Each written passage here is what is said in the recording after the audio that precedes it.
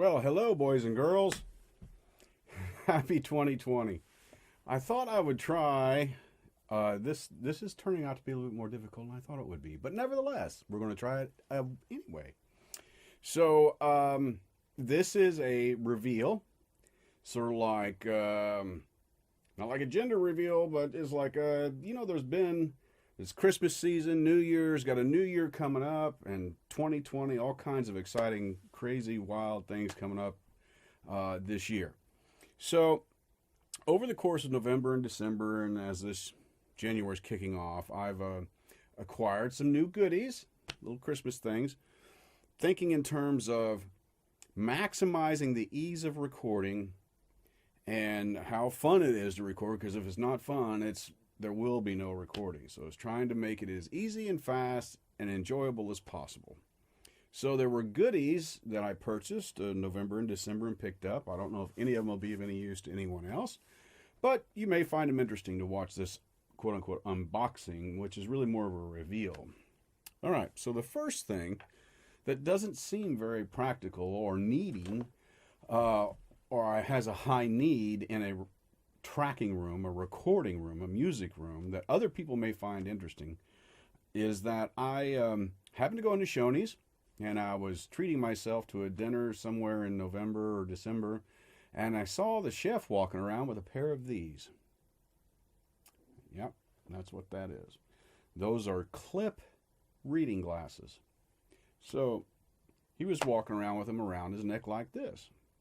And what's so cool about them is that they have this back strap, this back that's part of it. Here, you can sort it up like that. And it's got these little magnets where these attach as magnets and make a pair of glasses. They come apart and they always seat just right. So one of the deals with trying to record myself, and I'm sure that anybody else that records or does anything, cooking dinner or working on a car or anything, problem is there's 99 different things to reach and all kinds of different stuff going on, and it's over there. But where are my glasses? I don't need them all the time. I just need my reading glasses. Where did my glasses go? So they're always right there. So you put them on and click. Don't want them anymore? Take them off. Now here's the cool thing. You can even just sit them like that on your ears. I know it looks a little dorky, which who cares if you're looking dorky and nobody sees you in the recording room? It's just a matter of excuse me, I'm chasing my mouse down to do something.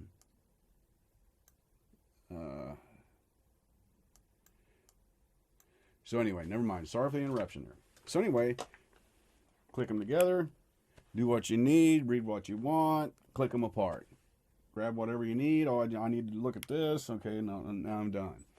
They're Click. I think it's CLIQ. I got them from Amazon, which is the same place the Shoney's chef. He's kind of like a manager or something. But anyway, I asked him where he got them, and so I went and found them and got myself a pair for the studio. So that's pretty handy, believe it or not. Okay. Another new addition to the studio is, well, we'll start down here. Guitar footstool. Doesn't seem like a big deal, right? But what I really did is I've had this footstool part, the brown part, for a long time. But I took some wood, cut it up to size, and made a stop, and I got these screws in here and attached the guitar footstool to this base, which made a bunch of big differences. This base has this non-slip material that's used in like kitchen cabinets. You put this in your kitchen cabinet, you put your dishes up, and that covers this whole bottom. Now the tracking room has got carpet, which means that when I would set the footstool down to like strum my guitar or something, put your foot on right there, this is top heavy without this base, which meant that it would fall over to the left or it'd fall over to the right, or if I had it backwards, it'd fall over this way, and it was always sliding around the floor. So with this base, it's now the center of gravity is now below the 50% point, right? So the center of gravity is at the bottom. It won't fall over. It doesn't slide. I just set it where I need it, and I'm ready to play. Just put the guitar in here and strum the guitar. So that's pretty cool. In fact, I'm putting my whole weight here like this, and it's not moving the least. All right. One of the problems with having or trying to record oneself, besides the fact that you need 8 different arms, you know, like that Hindu creature or god or whatever that's got 8 different arms and legs or whatever, and blah, blah, blah. There's always cables in the way. Cables all over the floor, and they're getting tripped on, they're getting hung on something, they're knocking something over, they're coming unplugged. They're just a constant problem. So I found, through the kind of the inspiration of a coworker, a couple of wireless transmitter for guitars. And I'll show you this up close here. You can see I've already got them turned on. You see the power lights. And the blue one says that it's already paired, which means that they're communicating to one another. And that's all there is. A wireless transmitter for a guitar. Now, one's a receiver and one is the transmitter. This one is the receiver and this one is the transmitter. So this goes in the guitar and this goes into the amp, or it goes into the foot pedal, and there's no cable. That means if there's no cable, then there's nothing to knock everything over and trip over and fall or break or cause a plethora of other problems. Okay, now, having said that, really cool. I mean, I can use it for the acoustic guitar for just tuning, even if the acoustic has just got the mic on it. I want to tune. The tuner is more accurate if it's got a cable going to it. Get rid of at least one cable that I don't have to trip over. I will say, to my ears, they don't sound the same as a cable. I think they sound different. And in fact, I think the high end is accentuated. That I don't know if it's because the impedance is what the guitar pickup sees is a different impedance than a standard cable, or what it is. It's different. I don't know if it's not musical. I would just suggest if you're a tone hound, kind of like pretty much all of us are, expect it to sound different and decide if you can use it or not, you know, depending on what you hear. Okay, so we've got the glasses, we've got the foot stand, we've got the wireless transmitter, super, super cool, and we got another gizmo.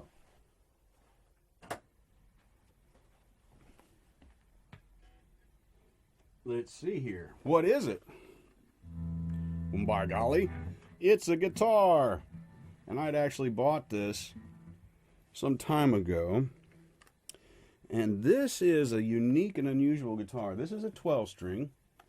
It's made by Fender, and it's a reissue. This guitar was originally only made between 1965 and late 1969, early 1970. It's not a rare or valuable guitar. I would just call it uncommon. In other words, I've been around guitars 40 years. I know I've never held one before I bought this. And I don't think I've ever been in the same room as one of these before. You can't just, they're not just everywhere. And not, you know, it's kind of hard to find. It turns out Fender reissued them in 2019. These guitars have a very unique and identifiable sound. And I like to refer to it as like a bell, really probably closer to a tubular bell sound.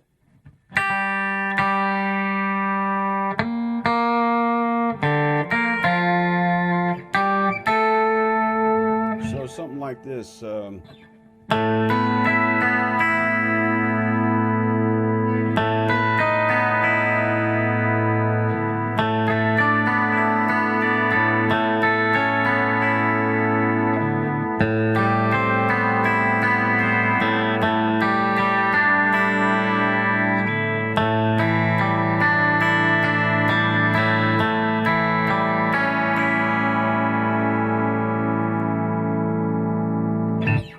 I find that to be a very pretty sound. Now, here's the deal about these.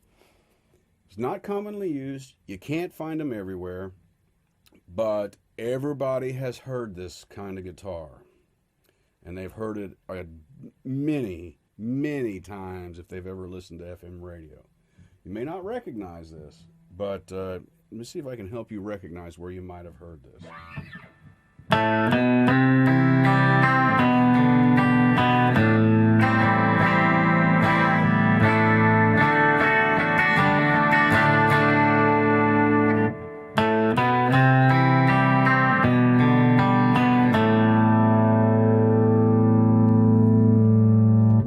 recognize that?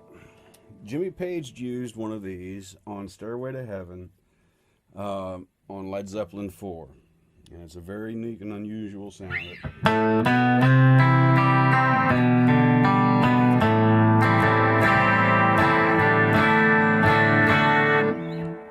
It was in the right speaker. If you happen to play that song, it's the guitar you hear in the right speaker, and the acoustic is in the left speaker. And then when it finishes, before going into this part, it's the one that's recorded twice or is in the middle as twice.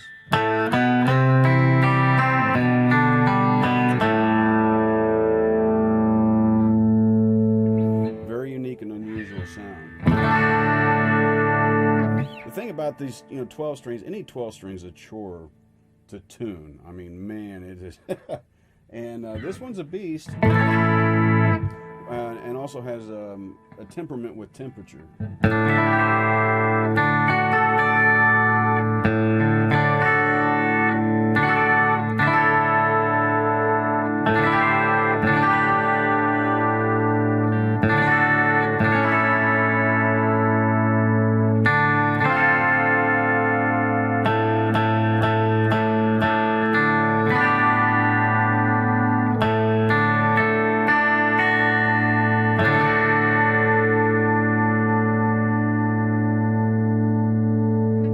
Sort of like, to me, my ears, it's very, very identifiable as a Fender. It's Tubular Bell like or something, but very musical.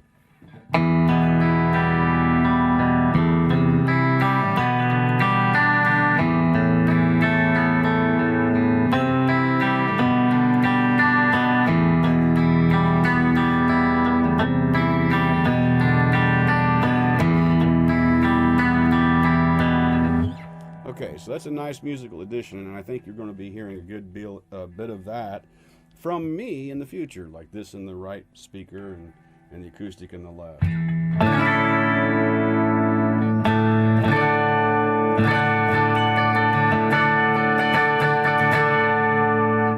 All right, so another gizmo and reveal is this. It's just a capo, right? But it's a special kind of capo.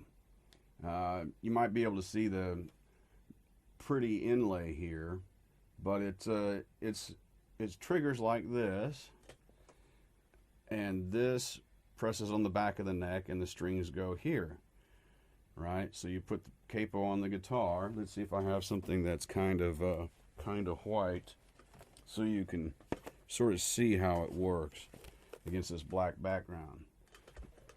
So, press on the button, and the bottom part goes down and just clips into the guitar. And of course, you can see sort of the front of this. But here's the really cool part. One of the problems with a capo is that the guitars have a radius on the fretboard. They have a curvature from bottom to top. And that's expressed in inches. How many inch radius would it be? And that means that this surface right here that touches the strings, if the capo's radius right here doesn't match that of the guitar, some of the strings will be pressed down and some of the strings will not. Well, what's so cool about this is this is detachable, and there's like half a dozen or a dozen different radiuses that can be inserted into the body of the capo itself, which means that the radius that I've selected and put in here matches the Fender 12 string. If I were playing a Gibson, I would take this out and get a different radius and put it in here. Or if I were strumming the Taylor acoustic, there's a different one for that based on the fretboard radius. So, if we have here the Fender, which I got right here, which I have plugged into the, see how that just kind of transmitter just sticks in the guitar. I got no cable. And I place this. Let's see. Okay. this right on here.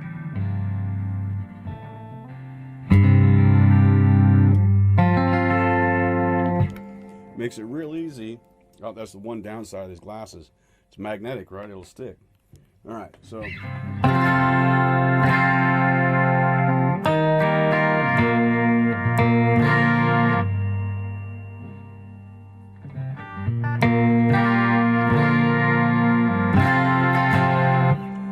So I think this guitar will be real pretty for strumming along with the acoustic. So let's imagine just strumming along, right speaker with this guitar, and then imagine left speaker the acoustic, and then great big old John Bonham or Journey. The drummer for Journey had a nice big punchy sound, or even a Boston kind of drummer coming in with a bass player, boom, boom, boom, boom, boom. So.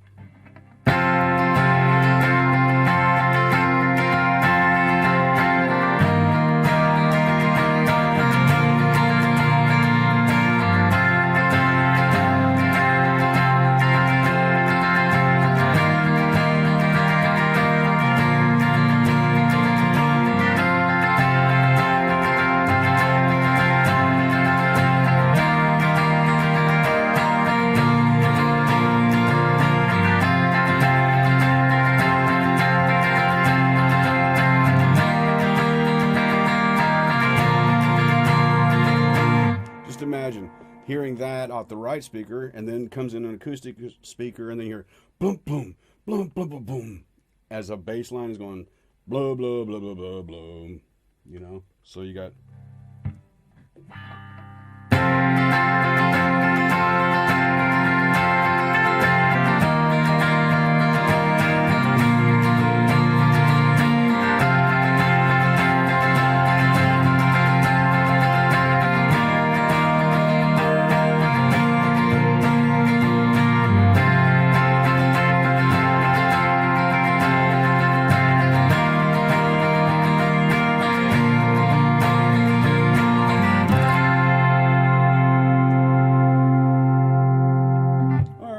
Change key, we'll put that up here.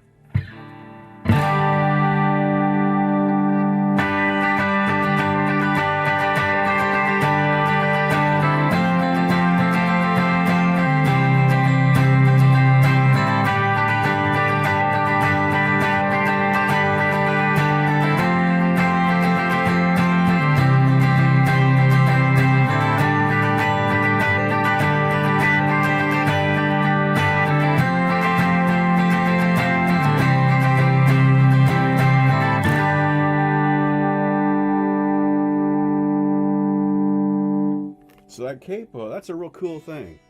Being able to move around like that fast, because the radius matches that of the guitar already.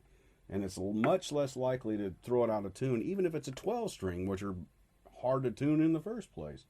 And if you want to, you can just set it right there on the nut, and it's just waiting for you to use it when and if you want.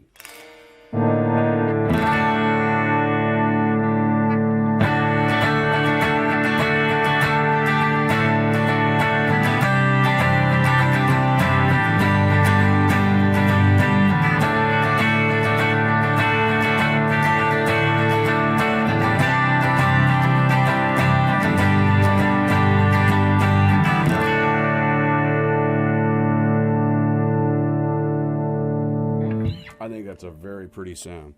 So anyway, I think that's pretty much for the newest gizmos and the reveals. I hope you enjoyed it and have a great 2020. And 2 guitars at Glazier's in what I could call the Guitar Hospital. Getting the super setup. I think it's going to be fun. Have a great year.